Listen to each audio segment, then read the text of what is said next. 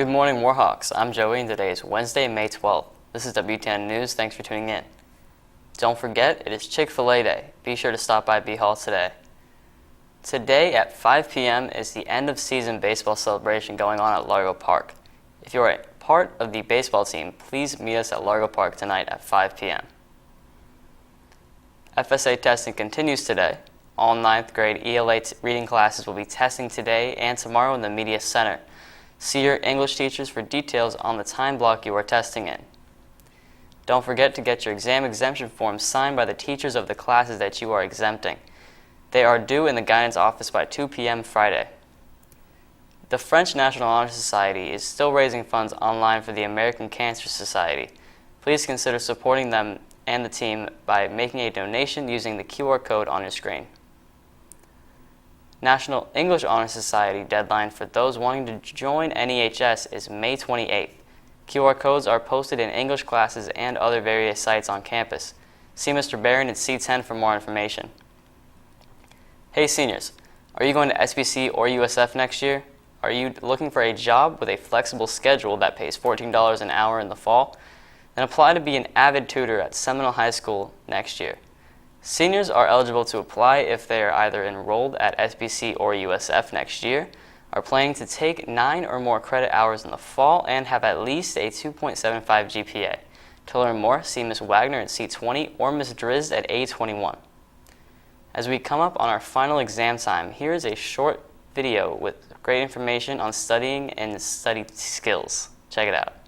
Hi, I'm Thomas Frank, and this is Crash Course Study Skills. Benjamin Franklin once took a few seconds out of his busy schedule being a god of lightning to remark, by failing to prepare, you are preparing to fail. This is doubly true when it comes to preparing for your exams. So today, we're going to guide you through the process of creating a study schedule, reviewing effectively so that you master the material, and doing it all without cracking under the pressure, quitting school, and building a career as an internet personality who tells people how to do well in school despite never being able to complete it yourself.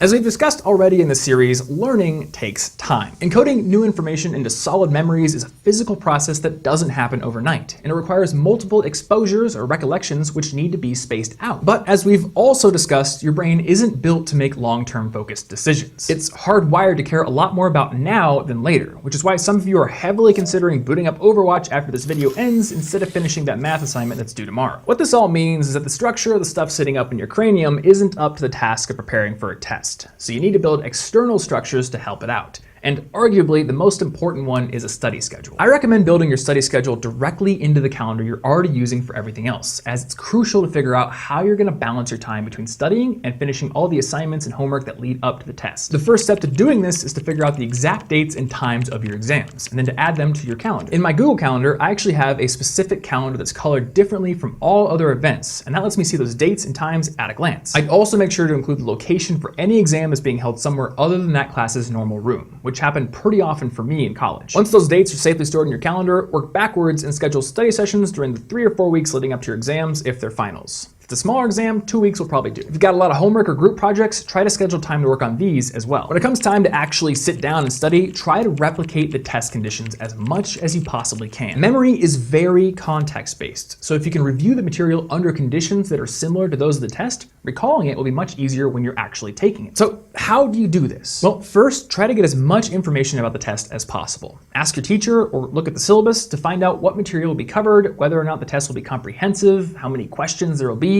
and how long you'll have to answer them. You'll also want to know what types of questions you'll be up against. Will they be multiple choice, true, false, short answer, or essay? Lastly, don't forget to ask about what materials will be allowed, such as scratch paper or calculators. Once you have all those details locked down, the next step is to try to get your hands on practice tests or tests from previous semesters. You can ask your teacher if they have any that they're willing to give out as review material, and if you're in college, there might be a fraternity or sorority or some other student organization that keeps a test bank that you can dig through. There's also an online test bank at kufers.com that contains old tests from lots of universities, so that's worth a look as well. Now that you've gathered all of your resources, it's time to study. But where should you do it? While most of your studying will probably happen in your established study space, you should also try to do at least 1 or 2 study sessions in the actual classroom you'll be tested in, or at least some other classroom with a similar look and feel. As I mentioned earlier, memory is context dependent. Our brains are better able to recall things they've learned when we're in a similar context to the one in which we originally learned or reviewed the material. In fact, one study published in 1975 demonstrated how subjects who learned lists of vocabulary words underwater in scuba diving gear were much more easily able to recall those words when they went back underwater again, as opposed to when they were on dry land. Don't stop at the location though. Also spend some time studying under the same constraints that you'll have during the test. Set a timer to simulate the test's time limit, and quiz yourself without having access to your textbook, notes, or any other materials that you won't have during the test. And notice that I said quiz yourself here. The best way to study for a test is to do it actively and to focus on recall.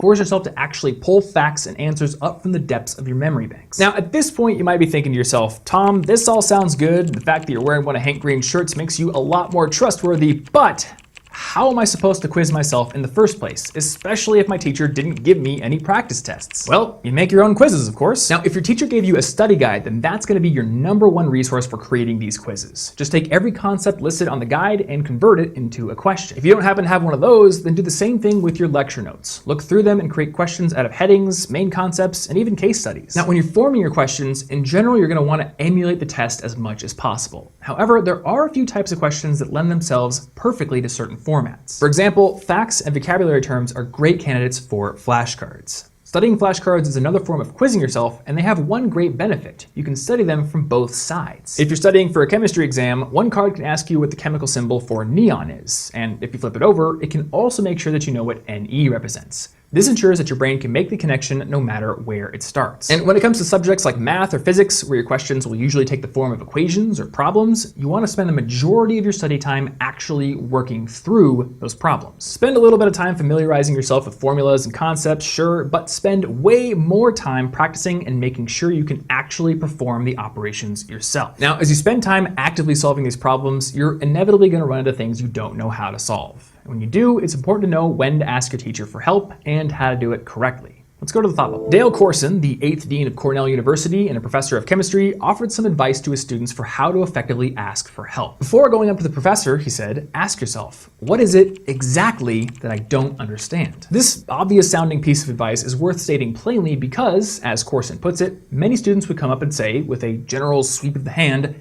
I don't get this. The moment they encountered a tough spot, they disengage and let their brain essentially give up. Don't do this. When you become confused, spend 15 more minutes trying to solve the problem on your own. Work line by line through the problem until you know precisely where the confusion begins. Also, try to write down the solutions you've tried so far. Doing this essentially documents the problem and creates context for the person who will eventually help you. And it might actually help you solve the problem on your own as well. In the world of software development, programmers who are stuck on broken pieces of code will often use a technique called rubber duck debugging, which involves explaining the code and thought process behind it to a rubber duck. The idea here is that explaining the problem to a non-expert, in this case a cute little duck on your desk, forces you to think about it from a different perspective, which will often reveal the solution. Additionally, going through this process will show your teacher that you truly put in some effort and aren't just coming to them for help out of laziness. And that's a great way to earn their respect. Thanks, Thought Bubble. Now, if you want another really effective way to solidify the material quickly, do a cheat card exercise. Remember that really cool teacher you had that once let you write whatever you wanted on an index card and bring it with you into a test? Because I do, and in my book, that teacher was almost as cool as the one who let us play with magnesium and Bunsen burners unsupervised.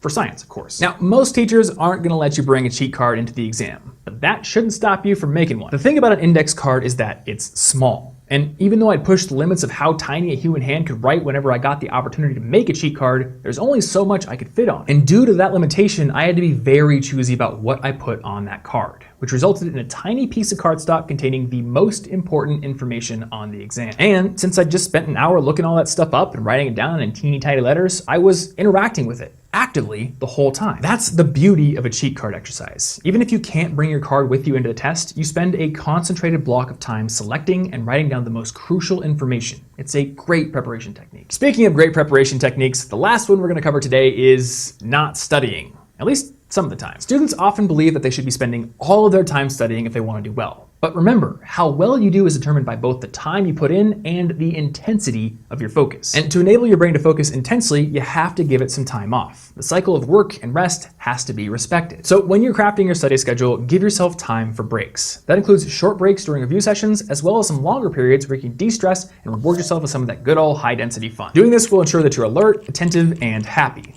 Well, as happy as somebody with a calculus final coming up can be. And if you're creating your study schedule well in advance, you should have no problem giving yourself time for these breaks while also leaving enough hours open for studying. Speaking of breaks, it's time for one now. Hopefully this video has given you enough direction to successfully prepare for any exams you've got coming up. Next week, we'll be tackling test anxiety, but I can give you a bit of a spoiler up front. Good preparation, especially the type that replicates the test conditions, is one of the best ways to calm those nerves. So get to work making that upcoming test feel like a familiar old friend, and I'll see you next week. Crash Course Study Skills is filmed at the Dr. Cheryl C. Kinney Crash Course Studio in Missoula, Montana, and it's made with the help of all these nice people. If you'd like to help keep Crash Course free for everyone forever, you can support the series over at Patreon, a crowdfunding platform that allows you to support the content you love. Thank you so much for your support.